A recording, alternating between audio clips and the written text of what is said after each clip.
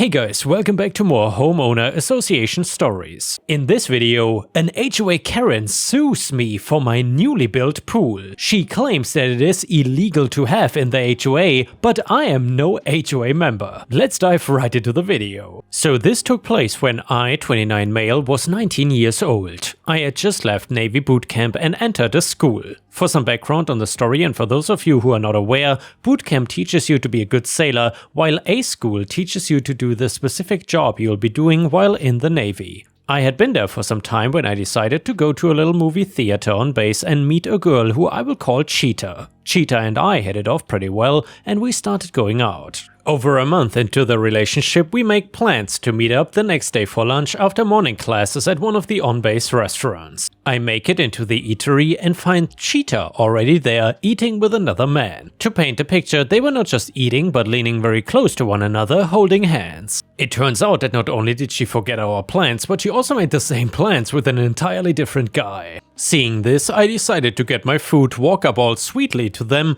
and join them for lunch. The look on Cheetah's face when she saw me was one of mortification. I introduced myself as a good friend of Cheetah and made small talk, asked questions about the two of them and anything else that made Cheetah as uncomfortable as possible before politely excusing myself so I could head for my afternoon classes. Although I did not outright rat her out, I made sure to lay it on thick and watched her squirm as her other boyfriend began to piece it all together over the course of our meal. It's sufficient to say things didn't last between me and Cheetah. And the next one is another petty revenge story. Uncle back in the 90s had two restored cars, a 1969 Firebird, his first and most cherished car, and a 1969 Chevelle Blue with white racing stripes. Both cars show ready. His wife was caught cheating, so a divorce happened. When he got his agreement to sign, she demanded that she wanted the Camaro. Well, they did not own a Camaro yet. He drove that hot rod Chevelle to a local grocery store,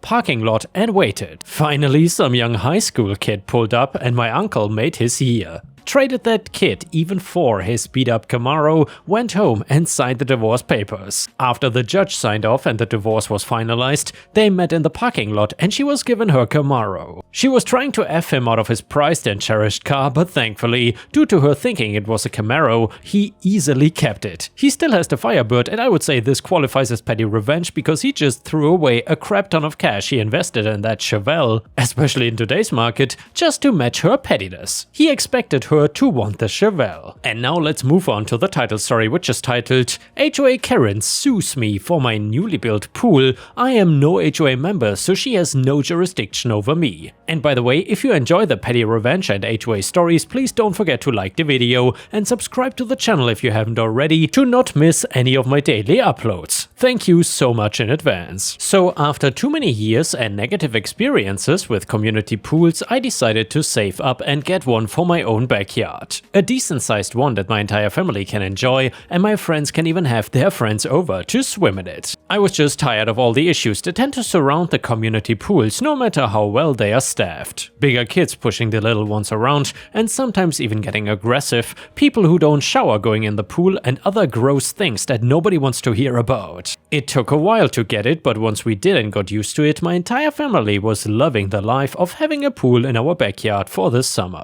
It also meant that the struggle of getting 3 kids already and in the car was no longer going to be a hassle for me. We went over rules, of course, that they couldn't swim unless I was outside to watch them, and I knew that some neighbors were gonna end up jealous of it due to the fact that the HOA did not allow pools, even above ground ones, in the neighborhood. I was one of the lucky ones to not have to be part of this HOA. With mine, there was technically a way to not have to join when buying a home that involved a lot of legal crap that most people would just rather avoid and just join. That was even if they knew how to look for that kind of thing at all. So due to that, the HOA has hated me since I moved in, but I just did not have the energy to care about what those people thought of me, the HOA or the nosy jealous neighbors. The kids zapped all my attention and energy to the point that my neighbor could be walking around outside in a dinosaur suit and I probably would not bat an eye or notice it. Well, these neighbors clearly got upset that I was allowed a pool and decided to go and complain to the HOA about it. Not about the rules being changed to just allow pools, no,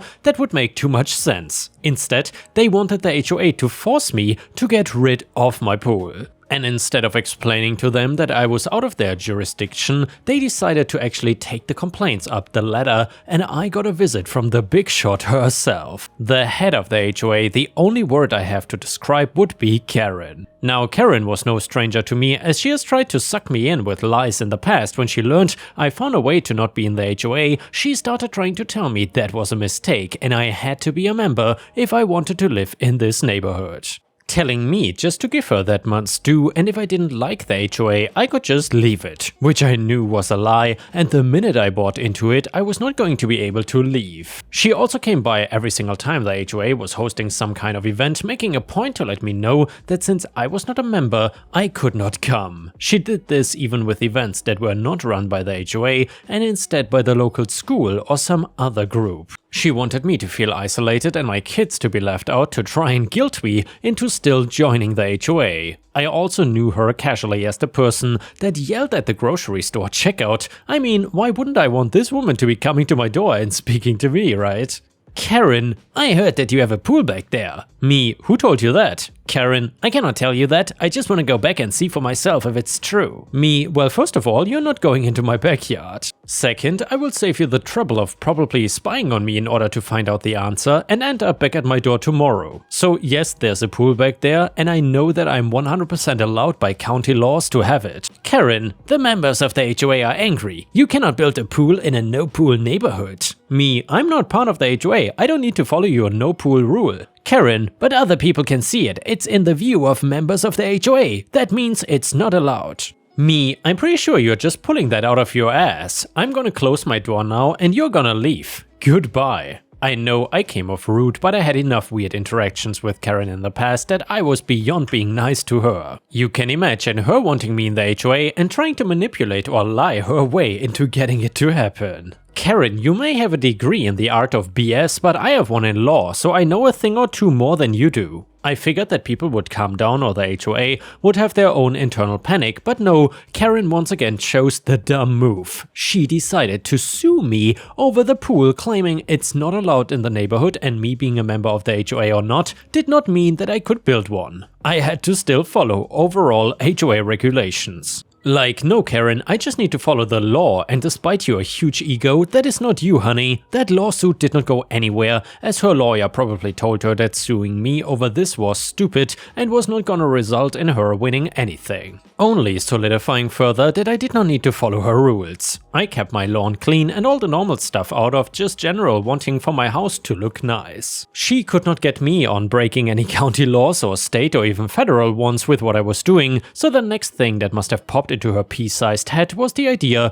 of revenge. I feel like it was the same logic people have of, if I cannot have it, nobody can. Except hers was, if the pool is destroyed, they cannot use it. So she, without any attention to the fact that we own cameras, decided to go into our backyard with her husband and destroy the pool. They brought like a mini axe with them and created huge gashes in the pool so it could not hold any water anymore. Then, because they figured it was not enough, went inside with a knife to tear up the pool liner. Looking at the footage, you would swear like a pool had personally ruined her life or something. I don't have the video anymore, which I know many people would probably want to see, but there's some like magic duct tape infomercial with the guy destroying a bucket. It was basically that, just on a much larger scale. My two older kids were ready to go swimming the next day and very confused and upset when the pool was not working, which is how my 6-year-old described it being destroyed, and probably my favorite way to describe it. So basically my husband and I looked over the footage and saw Karen and her husband clear as day destroying it. I gave the tape to the police and filed a report for trespassing and destruction of property. I was also getting a lawyer to sue them, because you can be sure as anything that they were gonna end up paying me back for that pool. So in the lawsuit, which was against Karen and her husband to begin with, they claimed that they are doing it for the HOA, and they basically wanted to change things because they knew they would lose and want the HOA to have to pay the money instead. I didn't care as long as I got my money, and I heard her sad excuse of a story of what happened. She claimed that the two of them had come over because we asked them to help fix something, but it was so dark that they tripped. Yes, they were claiming that all of the damage they did in the video was not intentional. They had gone back for something else and just spent 10 minutes tripping over things. The judge did not think it was even funny, but I kind of did. They were forced to pay for the new pool, and I got a check from the HOA a few weeks later. Now, when Karen and her husband got arrested for the actual criminal act of what they did, the police found a lot more than they were anticipating. I don't know the details of what happens when somebody gets arrested, but all I know is they started looking into both Karen and the HOA since she was the president. It turned out that she had been lying on her taxes about income and owed the IRS tens of thousands of dollars. On top of that, she was using the HOA members' money to invest in these crappy scam businesses. And basically, an HOA cannot just use money for whatever it wants, so they were in some serious trouble once they got arrested. With other HOA members getting arrested too, all because Karen decided to destroy my pool due to not liking it. So with all the criminal charges against her, the DA did not even want to make a plea deal with her. They knew that she was getting screwed and they could get a jury to find her guilty easily. Karen and her husband were both given pretty decent prison sentences for what they had done. The HOA was not doing well because of Karen's management of the money and actions. My check from them was the last thing they basically did before they were forced to go bankrupt and stop running. Now with no HOA, the nosy neighbors had no reason that they couldn't get pools of their own if they wanted as well. A lot of them were still snooty jerks though, so I did not really make any new friends during the whole process. But at least Karen was gone and not going to be knocking on my door again about joining up with anything. Despite what some people thought, no HOA did not mean the entire place went to poop and it was chaos and anarchy. Basically nothing changed aside from one major difference: people now had more money from not needing to give it to the HOA every single month. And the next one is a malicious compliance story. For context, the software development company I used to intern at uses a sheet to estimate the cost of building a certain software or updates for a client. This sheet includes employees working on the project, how long they estimate it will take, yada yada yada. After an intern goes around the departments collecting this info from the various employees, we then calculate the cost and send it to the client to accept or reject. Note, since our company is so popular in the area, we have a pretty long query sometimes. So if you reject the estimate, chances are you might have to wait in the queue all over again to request a new one. So the day was slow and they mostly had me man the phones and go on coffee runs, typical intern stuff. Then a client calls in saying she wants a piece of clock-in software for her employees so she can more accurately track their work hours. By this point into my internship, I had done at least 4 to 5 of these sheets at least, and I was taught by my supervisor how to identify which departments would be needed for which project, so after gathering the details from the client, I hang up and translated the needs for the employees, essentially explain it in programmer jargon. Half an hour later I'm done with the sheet and I've checked the calculations 3 times, so I email it to the client and I swear, not even 2 minutes later I get an "estimate rejected" message on the company smartphone I was given. She added a reply stating, "This estimate is non-compliable with me," so I respond to it with, "We are sorry to hear that, ma'am. Please enjoy the rest of your day," and then I go about my business. Roughly an hour later she emails the phone again asking, "Is that all you have to say?" By this point I realized what she was trying to do and report to my supervisor that Miss Karen was trying to haggle the price. My supervisor calls Karen's phone and asks if she would like to have the estimate resent to her so she can accept, and Karen outright tells her that she wants a cheaper price. To which my supervisor tells her the price is non-negotiable and to take it as is, so Karen uses her signature move of, "Let me speak with your manager," but my supervisor simply informed her that she would get the same response and then just hung up on her. Karen eventually did call back and even showed up to the building to renegotiate the price, but was shot down, and she was able to get a meeting with the manager to file a complaint for poor customer service and unprofessional behavior. My supervisor and I were called in and asked for our side of the exchange. We just gave them the chat log and proof that she rejected the estimate initially sent to her. She had no color in her face after those came out and could not even look at him. She was given a blacklist for us and recommended other companies. And the next one is titled "Slumlord Loses." We had lived in the same rental townhouse for 10 years, took care of it and painted as needed / did minor repairs without asking the landlord to fork out anything. A couple things did need repair over the years, but it was all things that happen over time. Water heater went, oven stopped working, and the poorly installed drop ceiling in the basement felt to be the biggest. The landlord's partner was your typical jack of all trades and was likely the one to do all the work prior to us moving in. Come May of 2021, the market is climbing, our rent was low, and our landlord decided to, in writing, tell us that unless we took a $600 per month increase to our rent, they would sell. Due to the pandemic, there was a rent freeze, and as our unit was built well before November 2018, we told her we declined the increase, offered to match had they increased our rent the legal amount each year. They refused it. Then they came to us with an N11 form to mutually end our tenancy and move out within 60 days. Again, we refused and told them we would remain at our legal rental rate. Near the middle of the month, something breaks in the main floor bathroom, an unseen leak that had likely been festering for months, bad enough that the subfloor was as soft as wet cardboard. We informed the landlord and requested someone come out and fix it. Their response was to send out a realtor. LL eventually sent their partner out to fix the toilet, but did nothing to address the aftermath of the leak, which had gotten much worse.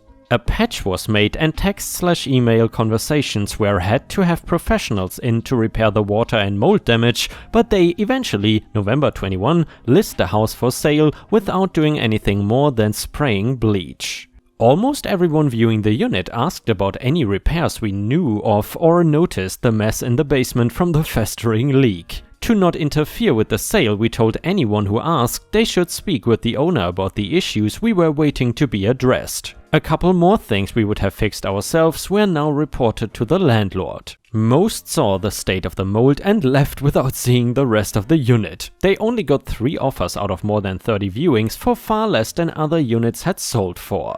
Cue the nasty messages about us causing them to lose money because of the state of the unit.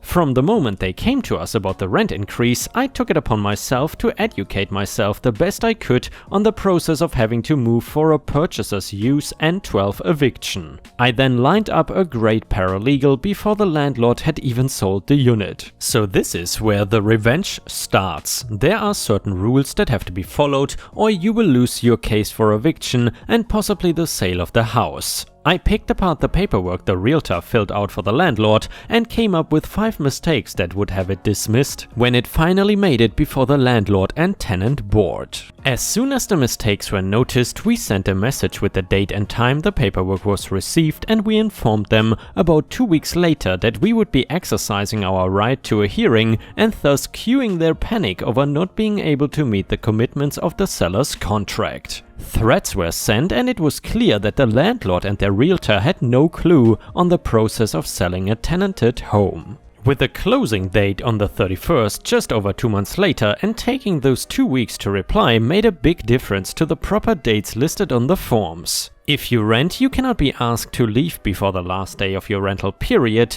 You pay on the 1st, your last day is the 30/31st of the month. Thinking they had everything correct, they listed our last day of notice as the 3rd of the month and delivered it the day after filling it out, giving only 59 days notice. Like mentioned above, we informed them we would be waiting for a hearing and they blew up. Their biggest mistake was thinking we would have to leave without a hearing, and with our area's backlog, it is about a 6-month wait before you get a hearing. We started looking for a new home, and with the market we knew it would be tight timing and financially wise. Finally though, they decide it is time to speak with a lawyer of their own after telling us we would be removed with force if necessary. Now we get an updated form, but the 60 days notice must be from the day the form is delivered, taking us past the closing date of the sale, and the buyer is adamant we must be gone before the closing date. We had started looking well before the sale went through and lucked out finding a great new rental with a massive backyard and closer to work for everyone.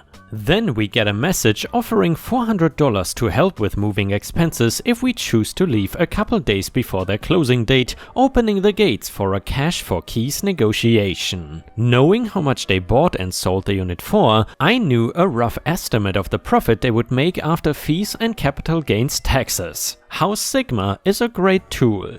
Our counteroffer is significantly higher, think a year's worth of rent plus our moving expenses and lawyer fees. A little bit of haggling and stressing how difficult it is to find a rental with the current market, we then settle for almost the entire amount we asked for. The little extra cherry on top is our cash for keys deal was worded so that we could still file for harassment and the non-completed repairs which they will be notified of once their landlord and tenant board catches up sometime next year. And yeah guys, with this we have reached the end of the video. However, if you cannot get enough of my content, please don't forget to subscribe to the channel to not miss any of my daily uploads. And also check out my podcast by searching for Ripe Stories on Spotify, Amazon, Audible and other podcast platforms. You will often find exclusive episodes and early access to new content. Furthermore, please check out my Patreon by going to patreon.com/ripeyoutube or my YouTube membership program for even more exclusive stories. Thank you so much, and I will see you again tomorrow.